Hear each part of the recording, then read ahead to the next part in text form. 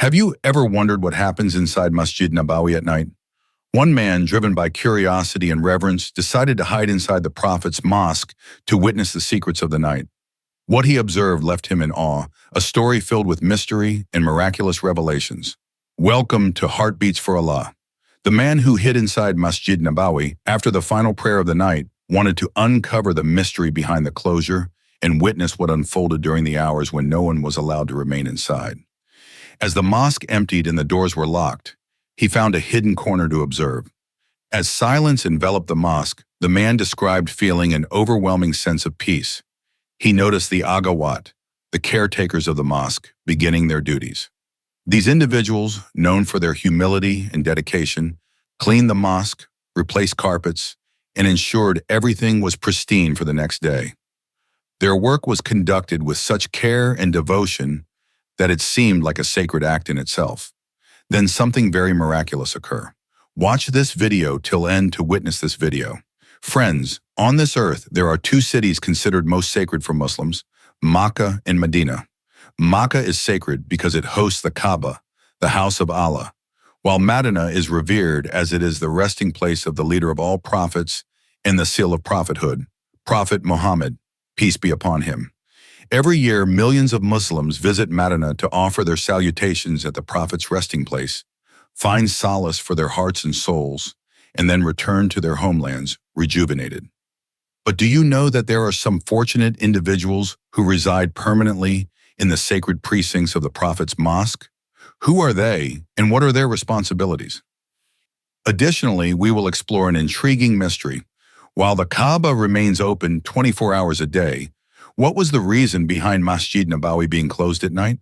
Was it due to the presence of spiritual beings, or for some other reason? And is this practice still in effect today? We will address all these questions in this video, but before we begin, let me remind you to subscribe to our channel by clicking the red button and pressing the bell icon so that you can continue to receive such informative videos in the future. Now, to answer the question of why Masjid Nabawi was closed at night when the Kaaba remains open 24/7, we have two explanations. We will share both with you and provide a clarification afterward. So listen carefully. The first explanation is based on an incident that occurred nearly 3 decades ago. In Makkah, within the premises of the Kaaba, a group of prominent Pakistani scholars was gathered. Suddenly, an Arab man approached them and asked, "O scholars of Pakistan, do you know why the Kaaba remains open day and night, while Masjid Nabawi is closed at night? And I want an answer backed solely by the Quran." Witnesses recount that this question left many scholars silent and deep in thought. However, one scholar stood up and recited Ayat al-Kursi, the verse of the throne. Allah, there is no deity except Him, the ever-living, the sustainer of all existence. Neither drowsiness overtakes Him nor sleep. The scholar explained, the Kaaba is the house of Allah, and Allah is beyond rest and sleep. Therefore, His house remains open day and night. Meanwhile, Masjid Nabawi houses the sacred tomb of our beloved Prophet Muhammad, peace be upon him, who, as a human being, required rest during his lifetime. To honor this, Masjid Nabawi was closed at night. Now let's delve into the second explanation. Historically, before the reign of King Abdullah of Saudi Arabia, it was customary to close Masjid Nabawi at night for practical reasons. A group of caretakers known as the agawat were responsible for cleaning and maintaining the mosque and the Prophet's tomb during the night. The term aga originates from Turkish, meaning respected elder. The agawat were eunuchs of African descent who served as custodians of Masjid Nabawi.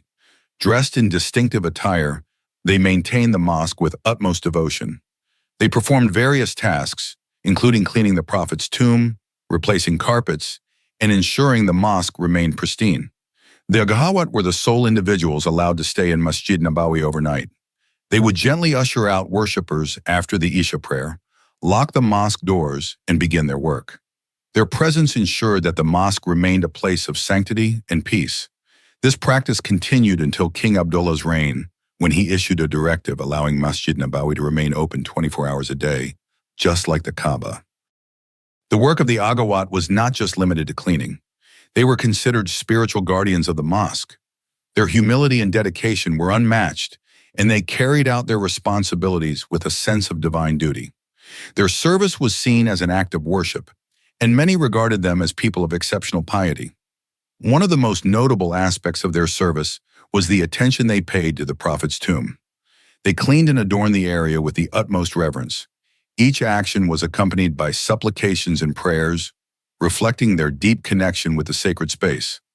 Today, Masjid Nabawi, including the Prophet's tomb in Riyadh al-Jannah, remains open round the clock to accommodate worshippers. Certain sections may still be temporarily closed for cleaning, but the central areas are always accessible. Modern cleaning technologies have replaced much of the manual labor previously done by the Agawat. However, the legacy of their service continues to inspire all who visit this holy site.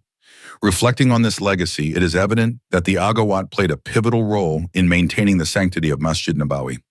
Their humility and dedication serve as a reminder of the immense honor associated with serving the Prophet's mosque. The man who witnessed the events of the night in Masjid Nabawi would later recount his story to friends and family, describing it as a life-changing experience. He shared how the atmosphere of the mosque at night was unlike anything he had ever felt.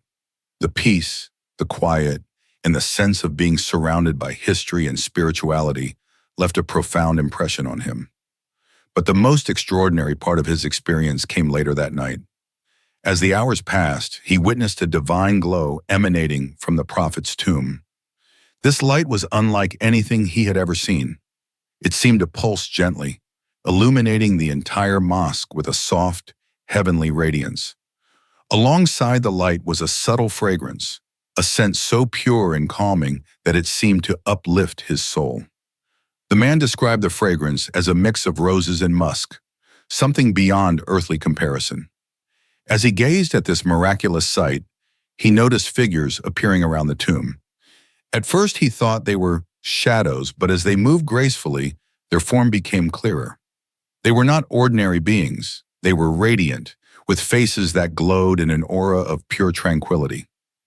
He realized that these were angels, sent by Allah to honor the sanctity of the Prophet's resting place. Their presence filled the air with an indescribable peace, and their ethereal beauty left him awestruck. Overwhelmed by the experience, he felt tears stream down his face uncontrollably. He tried to remain composed, but his heart was pounding, and his emotions were beyond containment. Suddenly, he felt a wave of energy so intense that it seemed to pierce through his soul. Unable to bear the divine aura any longer, he lost consciousness and fell to the ground. When he regained consciousness hours later, he found himself still in the mosque, lying in the same corner where he had hidden. His body felt weak, but his heart was filled with a profound sense of gratitude and reverence. As he processed what had happened, he whispered to himself, "What I witnessed was beyond human understanding. I made a mistake by trying to uncover the secrets of this sacred place. I should have known that some things are meant to remain veiled." When he recounted this experience to his loved ones, he admitted, "I am still astonished by what I saw. The glow, the fragrance, the angels, everything was beyond anything I could have imagined.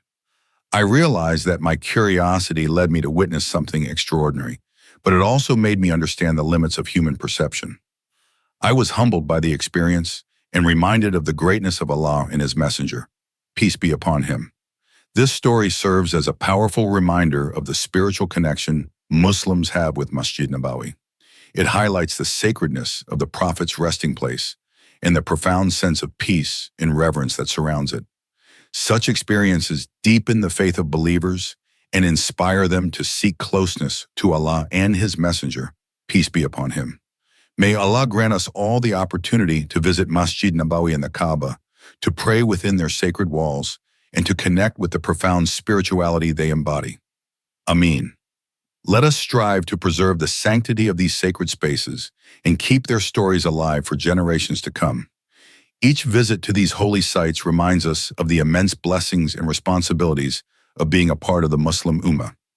As you reflect on this story, take a moment to send peace and blessings upon the Prophet, peace be upon him, and remember the countless individuals who have dedicated their lives to preserving the sanctity of these holy places.